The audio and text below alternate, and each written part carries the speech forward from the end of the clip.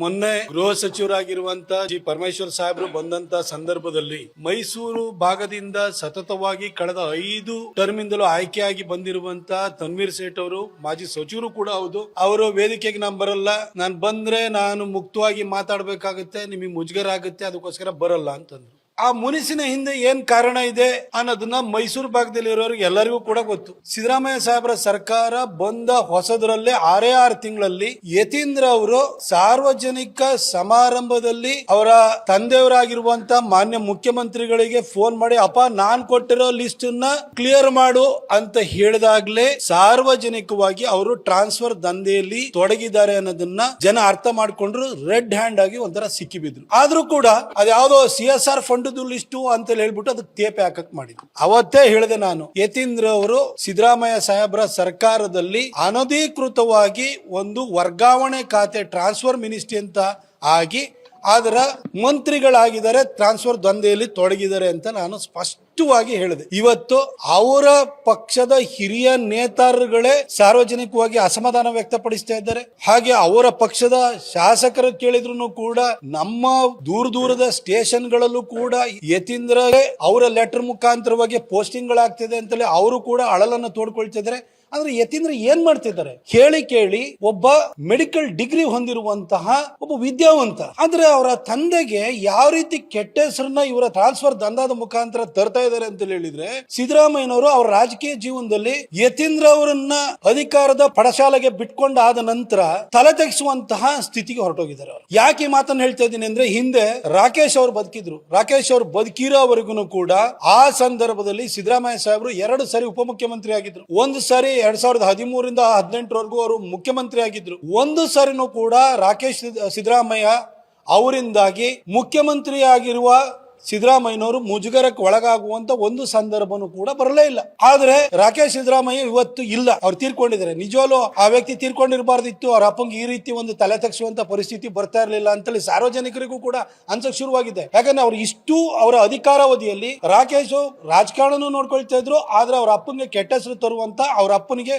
ಒಂದೇ ಒಂದು ಕಪ್ಪು ಚುಕ್ಕೆ ಬರುವಂತೆ ಯಾವತ್ತೂ ನಡ್ಕೊಂಡಿರ್ಲಿಲ್ಲ. ಯಾವುದೇ ಅವರು ಒಂದು ಹಗರಣಗಳಲ್ಲಿ ಸಿಕ್ಕಿ ಹಾಕುವಂತ ಒಂದು ಪರಿಸ್ಥಿತಿನ ತಂದೊಡ್ಡಿರ್ಲಿಲ್ಲ. ಆದ್ರೆ ಮೆಡಿಕಲ್ ಡಿಗ್ರಿ MBBS ಓದಿರುವಂತಹ ಯತೀಂದ್ರ ಅವರು ರಾಕೇಶ್ ಅವರ ತೀರ್ಕೊಂಡಾದ ನಂತರ ಅವರ ಅಪ್ಪನ ಅಧಿಕಾರವನ್ನ ದುರುಪಯೋಗ ಪಡಿಸಿಕೊಳ್ಳಿ ಪ್ರಾರಂಭ ಆದ ನಂತರ ಸಿದ್ದರಾಮಯ್ಯನವರು ಹೆಜ್ಜೆಗೂ ಕೂಡ ತಲೆ ತೆಗೆಸುವಂತ ಒಂದು ವಾತಾವರಣ ಸೃಷ್ಟಿ ಆಗ್ತಾ ಇದೆ. ಈ ಹಿಂದೆ ಮೊದಲನೇ ಸರಿ ಅವರು ಮುಖ್ಯಮಂತ್ರಿ ಆದಾಗ ಆಗ ರಾಕೇಶ್ ಕೂಡ ಬದುಕಿದ್ರು. ರಾಕೇಶ್ ಇಂದ ಯಾವುದೇ ಕಾರಣಕ್ಕೂ ಸಿದ್ದರಾಮಯ್ಯನವರಿಗೆ ಮುಜುಗರ ಆಗ್ಲಿಲ್ಲ. ಆದ್ರೆ ಯತೀಂದ್ರ ಆಗ್ಲೂ ಕೂಡ ಗವರ್ಮೆಂಟ್ ಹಾಸ್ಪಿಟಲ್ ಅಲ್ಲಿ ಮ್ಯಾಟ್ರಿಕ್ಸ್ ಅಂತ ಲ್ಯಾಬ್ ಗಳು ಮಾಡಕ್ ಹೋದ್ರು. ಆ ಲ್ಯಾಬ್ಗೂ ಅದಕ್ಕೋಸ್ಕರ ಅವರ ಕಂಪನಿಗೋಸ್ಕರವಾಗಿ BDAದು 100 ಕೋಟಿ ರೂಪಾಯಿದು ಸೈಟ್ ತಗೊಂಡು ಆವಾಗ್ಲೂ ಕೂಡ ಅವ್ರ ಅಪ್ಪಂಗೆ ಕೆಟ್ಟ ಹೆಸರು ತಗೊಂಡ್ ಬಂದಿದ್ದು ಇದೇ ಯತೀಂದ್ರ. ಇವತ್ತು ರಾಕೇಶ್ ಅಂತೂ ಇಲ್ಲ, ಯತೀಂದ್ರ ಅಂತೂ ಎಲ್ಲಾ ಟ್ರಾನ್ಸ್ಫರ್ ಗಳಿಗೂ ಕೂಡ ಕೈ ಹಾಕ್ತಾ ಇದ್ದಾರೆ. ಇವತ್ತು ಹೆಂಗಾಗಿದೆ ಅಂತಂದ್ರೆ, ಈ GST ನಲ್ಲಿ SGST ಅಂತ ಒಂದಿದೆ, ಅದು state goods and sales tax ಅಂತ ಹೇಳ್ಬಿಟ್ಟು, ಅದಿವತ್ತು SGST ಹೆಂಗಾಗಿದೆ ಅಂತಂದ್ರೆ Siddaramaiah goods and sales tax ಆಗಿದೆ ರಾಜ್ಯ ಮಟ್ಟದಲ್ಲಿ. ಇನ್ನು ಟ್ರಾನ್ಸ್ಫರ್ ವಿಚಾರಕ್ಕೆ ಬಂದ್ರೆ YST ಅಂತ ಹೇಳ್ಬಿಟ್ಟು ಯತೀಂದ್ರ ಸೇಲ್ಸ್ ಟ್ಯಾಕ್ಸ್. ಇಡೀ ರಾಜ್ಯದಲ್ಲಿ ವರ್ಗಾವಣೆ ದಂಧೆಯನ್ನ ನಡೆಸ್ತಾ ಇರುವಂತದ್ದು ಯತೀಂದ್ರ. ಅವ್ರ ಅಪ್ಪಂಗೂ ಕೆಟ್ಟ ಹೆಸರು ತಗೊಂಡ್ಬರ್ತಾ ಇದ್ದಾರೆ. ಆದ್ರೆ ಯತೀಂದ್ರ ಯಾರಿಗೋಸ್ಕರ ಮಾಡ್ತಿದ್ರ ಅಂತ ನನಗೂ ಆಶ್ಚರ್ಯ ಆಗ್ತಿದೆ. ಯತೀಂದ್ರ ಅವರು ಯಾರಿಗೋಸ್ಕರ ಮಾಡ್ತಿದ್ರಿ? ಎಲ್ಲ ಕಡೆ ನಿಮ್ಗೆ ಆಸ್ತಿ ಪಾಸ್ತಿ ಎಲ್ಲ ಇದೆ, ಫಾರ್ಮ್ ಹೌಸ್ ಇದೆ, ಹೊಸ ಮನೆನೂ ಕಟ್ಟಿದಿರಿ, ನಿಮ್ಮ ಅಣ್ಣನ ಮಗನಿಗೆ ಅವರ ನಿಮ್ಮ ಅತ್ತಿಗೆನೂ ಕೂಡ ಮಾಡಿಟ್ಟಿದ್ದಾರೆ. ಯಾರಿಗೋಸ್ಕರ ಮಾಡ್ತಿದ್ರಿ ಯತೀಂದ್ರ? ಒಳ್ಳೆ ಅಡ್ಮಿನಿಸ್ಟ್ರೇಷನ್ ಕೊಡುವಂತದ್ದು ಬಿಟ್ಟು ಇಡೀ ಕಾಂಗ್ರೆಸ್ ಶಾಸಕರುಗಳೇ ಇವತ್ತು ಮುನಿಸ್ಕೊಳ್ಳೋ ಲೆವೆಲ್ಗೆ ನೀವು ಟ್ರಾನ್ಸ್ಫರ್ ದಂಧೆಗೆ ಇಳಿದಿದ್ರಿ. ಸಿದ್ದರಾಮಯ್ಯನವರು ಎಲ್ಲರಿಗೂ ಗದರಿಸ್ತಿರಲ್ಲ ಸರ್, ನಿಮ್ ಮಗನ್ ಗದರ್ಸಕ್ಕಾಗಲ್ವಾ ಸರ್? ಎಲ್ಲ ಕೇಂದ್ರ ಸಚಿವಗೆ ಏಕವಚನದಲ್ಲಿ ಉಡಾಫೆಯಿಂದ ಮಾತಾಡ್ತೀರಿ. ನಿಮ್ ಮಗಂಗೆ ಇದೆಲ್ಲ ಮಾಡ್ತಾ ಇರೋದು, ನೀನೊಬ್ಬ ಮೆಡಿಕಲ್ ಡಿಗ್ರಿನ ಪಡ್ಕೊಂಡಿರೋಂತ ವ್ಯಕ್ತಿ, ನಿನ್ನಿಂದಾಗಿ ನನಗೆ ಈ ಸಮಸ್ಯೆ ಆಗ್ತಾ ಇದೆ, ನೀನ್ ಮನೆಯಲ್ಲಿ ತಪ್ಪಿಗೆ ಇರಪ್ಪ ಅಂತ ಹೇಳ್ಬಿಟ್ಟು ಒಂದು ಮಾತು ಹೇಳುವಂತದ್ದು ಇಲ್ವಲ್ಲ ಸರ್? ನಿಮ್ ದಾಡಸಿತನ ಎಲ್ಲೋಟೋಗಿದೆ ಸರ್ ನಿಮ್ದು. ಸರ್ ಮೂಡಾದಲ್ಲಿ ಇವತ್ತು ಅಂತ ಪ್ರಕರಣ ಆಯ್ತು, ಅದು ನಿಮ್ ಮಗನಿಂದ ದುರಾಸೆಗೋಸ್ಕರನೇ ಆಯ್ತು. ಯತೀಂದ್ರ ಇಂದಲೇ ಮುಜುಗರ ಒಳಗೋಗ್ಬೇಕಾಯ್ತು. ಆ ಸೈಟ್ ಅನ್ನ ಸರೆಂಡರ್ ಮಾಡಿರಿ. ಈಗ ನಾವು ಕಾನೂನು ಸಲಹೆಗಾರನ ನಾವು ಕನ್ಸಲ್ಟ್ ಮಾಡ್ತೀವಿ, ಅದನ್ನು ವಾಪಸ್ ತಗೊಳಕ್ಕೆ ನಾವು ಪ್ರಯತ್ನ ಮಾಡ್ತೀವಿ ಅಂತ ಯತೀಂದ್ರ ಹೇಳ್ತಾರೆ. ಏನ್ ಸರ್ ನಿಮ್ಮ ಮಗನಿಗೆ ಇಷ್ಟೊಂದು ದುರಾಸೆ? ಸಿದ್ದರಾಮಯ್ಯನವ್ರಲ್ಲೇ ನಿಮ್ಮ ಹತ್ರ ಅಂತೂ ಈ ದುರಾಸೆನ ನಾನು ಯಾವತ್ತೂ ನೋಡಿರ್ಲಿಲ್ಲ. ಆದ್ರೆ ನಿಮ್ ಮಗಗೆ ಎಂತ ದುರಾಸೆ, ಎಲ್ಲದ್ರಲ್ಲೂ ಬಾಚಿಕೊಳ್ಳುವಂತ ಸ್ವಭಾವ ಇದೆಯಲ್ಲ, ದಯವಿಟ್ಟು ಇದನ್ನ ನೀವು ಕಂಟ್ರೋಲ್ ಮಾಡಬೇಕು.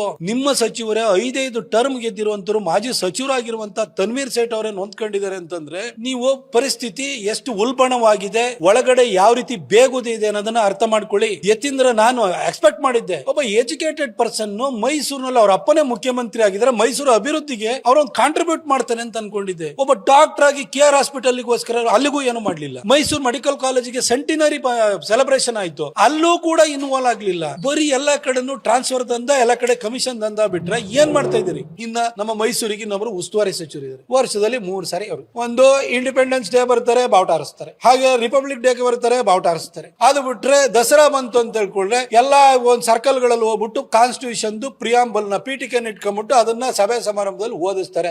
ಬಿಟ್ರೆ ಡೆವಲಪ್ಮೆಂಟ್ ಅಂತ ಏನು ಆಗ್ತಾ ಇಲ್ಲ. ಇಡೀ ಮೈಸೂರು ಈ ಭಾಗದವರೇ ಮುಖ್ಯಮಂತ್ರಿ ಆಗಿದ್ರು ಕೂಡ ಅಭಿವೃದ್ಧಿ ಅನ್ನೋದು ಸತ್ತೋಗ್ಬಿಟ್ಟಿದೆ. ಇಡೀ ಮೈಸೂರು ಸಫರ್ ಆಗ್ತಾ ಇದೆ. ಯಾವ ಕಾಮಗಾರಿಗಳು ಆಗ್ತಾ ಇಲ್ಲ, ಯಾವ ರಸ್ತೆಗಳು ಕೂಡ ಸರಿ ಇಲ್ಲ, ಎಲ್ಲ ಗುಂಡಿ ಬಿದ್ದೋಗಿದಾವೆ. ಆದ್ರೆ ಟ್ರಾನ್ಸ್ಫರ್ ದಂಧ ಮಾತ್ರ ಯತೀಂದ್ರ ಅವರ ಮುಖಾಂತರವಾಗಿ ಬಹಳ ಸಾಂಗವಾಗಿ ನಡೀತಾ ಇದೆ. ಯಾಕಂದ್ರೆ ಇವ್ರ ದಂಧ ನಡಿಬೇಕಲ್ವಾ? ಅವ್ರಿಗೇನ್ ರಾಜ್ಯದ ಬಗ್ಗೆ ಅಥವಾ ಮೈಸೂರಿನ ಬಗ್ಗೆ ಯತೀಂದ್ರ ಅವರಿಗೆ ಕಾಳಜಿ ಇತ್ತು ಅಂತಂದ್ರೆ ಯತೀಂದ್ರ ಬಾಯಲ್ಲಿ ಒಂದು ದಿನ ಆದ್ರೂ ಕೂಡ ಮೈಸೂರು ಅಭಿವೃದ್ಧಿ ಬಗ್ಗೆ ಮಾತು ಬಂದಿದೆಯಾ? ಮೈಸೂರಿಗೆ ಏನಾದ್ರೂ ಒಂದು ಹೊಸ ಪ್ರಾಜೆಕ್ಟ್ ಕೊಡ್ತೀವಿ, ಮೈಸೂರದ್ದು ಒಂದು ಆಮೂಲಾಗ್ರ ಅಭಿವೃದ್ಧಿಯನ್ನ ಮಾಡ್ತೀವಿ ಅಂತ ಯಾವತ್ತಾರ ಹೇಳಿದಾರ? ಮೈಸೂರು ಏರ್ಪೋರ್ಟ್ ಅಭಿವೃದ್ಧಿಗೆ 319 ಕೋಟಿ ತಗೊಂಡ್ಬಂದಿದ್ದೀನಿ. ಅದ ಆದಷ್ಟು ಬೇಗ ಅದನ್ನ ಲ್ಯಾಂಡ್ ಹ್ಯಾಂಡ್ ಓವರ್ ಆಗಿ ಅದರದ್ದು ಅಭಿವೃದ್ಧಿ ಕಾರ್ಯ ಪ್ರಾರಂಭ ಆಗಬೇಕು. ಒಂದಿನಾರು ಯತೀಂದ್ರ ಮಾತಾಡಿದಾರ? ಔಟರ್ ಪೆರಿಫೆರಲ್ ರಿಂಗ್ ರೋಡ್ಗೆ ಅದಕ್ಕೆ 10 ಕೋಟಿ ರೂಪಾಯಿನ ನಾನೇ ಬಜೆಟರಿ ಅಲೋಕೇಶನ್ ನ ಮೂಡಾದ ಮುಖಾಂತರ ಮಾಡಿಸಿದ್ದೀನಿ. ಅದ್ರ ಬಗ್ಗೆ ಒಂದು ದಿನಾರು ಒಂದು ಮೀಟಿಂಗ್ ಮಾಡಿದಾರ, ಒಂದು ಮಾತಾಡಿದಾರ? ಇದು ಯಾವ ವಿಚಾರನೂ ಇಲ್ಲ. KR ಹಾಸ್ಪಿಟಲ್ ಇವತ್ತು ಸಮಸ್ಯೆಗಳ ಆಗರವಾಗಿದೆ. ಅಲ್ಲಿ ಹೋಗಿರೋರಿಗೆ ಹೋದವ್ರಿಗೆ ರೋಗ ಬರುತ್ತೆ ಅಂತ ಸ್ಥಿತಿ ಬಂದಿದೆ. ಅದನ್ನ ಸರಿ ಮಾಡ್ಬೇಕು ಅನ್ನೋದ್ರ ಬಗ್ಗೆ ಯತೀಂದ್ರ ಅವ್ರ ಬಾಯಲ್ಲಿ ಒಂದಿನಾರು ಮಾತಾ ಬಂದಿದ್ಯಾ? ಬರೀ ನಮ್ಮ ಅಪ್ಪನೇ 5 ವರ್ಷ ಮುಖ್ಯಮಂತ್ರಿ, ಯಾಕೆಂದ್ರೆ 5 ವರ್ಷನೂ ಕೂಡ ನಾನು ಬಹಳ ಚೆನ್ನಾಗಿ ಲೂಟಿ ಮಾಡಬಹುದು, ಅಬಾಧಿತವಾಗಿ ಅಧಿಕಾರವನ್ನು ಅನುಭವಿಸಬಹುದು, ಅದರಷ್ಟೇ ಉದ್ದೇಶ ಯತೀಂದ್ರ ಅವರಲ್ಲಿ ಕಾಣಿಸ್ತಾ ಇದೆ. ಈಗ ಜನ 5 ವರ್ಷಕ್ಕೆ ಅವ್ರಿಗೆ ಅಧಿಕಾರ ಕೊಟ್ಟಿದ್ದಾರೆ. 140 ಸೀಟ್ ಕೂಡ ಆಗ್ಬಿಟ್ಟಿದೆ ಅವ್ರದ್ದು ಬೈ ಎಲೆಕ್ಷನ್ ಅಲ್ಲಿ ಗೆದ್ಕೊಂಡಾದ ನಂತರ.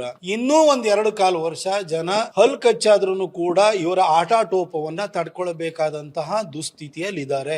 ಏನು ಮಾಡಕ್ಕಾಗ್ತಿಲ್ಲ.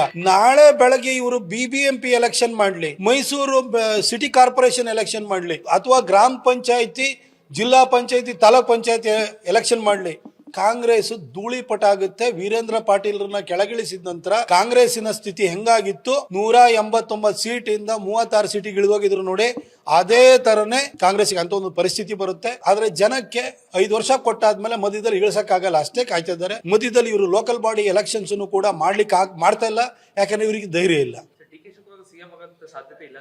ಯತೀಂದ್ರ ಅವರು ಇವತ್ತು ಸಿದ್ದರಾಮಯ್ಯನವರೇ 5 ವರ್ಷ ಮುಖ್ಯಮಂತ್ರಿ, ಹೈಕಮಾಂಡ್ ಏನು ಹೇಳಿಲ್ಲ ಅಂದ್ರೆ ನೀವೇ ಮುಂದುವರಿರಿ ಅಂತ ಹೇಳ್ತಾ ಇದಾರೆ ಅಂದ್ರೆ ಯತೀಂದ್ರ ಬಾಯಲ್ಲಿ ಬರೋದು ಏನು, ಯಾರ ಮಾತುಗಳಾಗಿರ್ತವೆ? ಅವರ ತಂದೆ ಮುಖ್ಯಮಂತ್ರಿ ಸಿದ್ದರಾಮಯ್ಯನವರ ಅಂತರಾಳದ ಮಾತುಗಳೇ ಆಗಿರ್ತವೆ. ಅದು ಜನ ಅರ್ಥ ಮಾಡ್ಕೊಳ್ಳುವಂತ ಸಂಗತಿ. ಅವ್ರಿಗೆ ಸೀಟ್ ಬಿಟ್ಕೊಳ್ಳಕ್ಕೆ ಯಾವುದೇ ಕಾರಣಕ್ಕೂ ಅವರು ತಯಾರಿಲ್ಲ. ಸಿದ್ದರಾಮಯ್ಯ ಏನ್ ಮಾತಾಡಬೇಕು ಅದನ್ನ ಯತೀಂದ್ರ ಅವರ ಮುಖಾಂತರವಾಗಿ ಮಾತಾಡಿಸ್ತಾ ಇದ್ದಾರೆ. ಅವರು ಬಿಟ್ಕೊಡುವಂತಹ ಯಾವ ಲಕ್ಷಣವನ್ನು ಕೂಡ ತೋರ್ತಾ ಇಲ್ಲ. ನಮ್ಮ ವಿಜಯವಾಹಿನಿ ನ್ಯೂಸ್ ಚಾನೆಲ್ನಲ್ಲಿ ಪ್ರಮೋಷನ್, ಜಾಹೀರಾತು, ಅಡ್ವರ್ಟೈಸ್ಮೆಂಟ್ ನೀಡಲು ಸಂಪರ್ಕಿಸಿ 9535808456.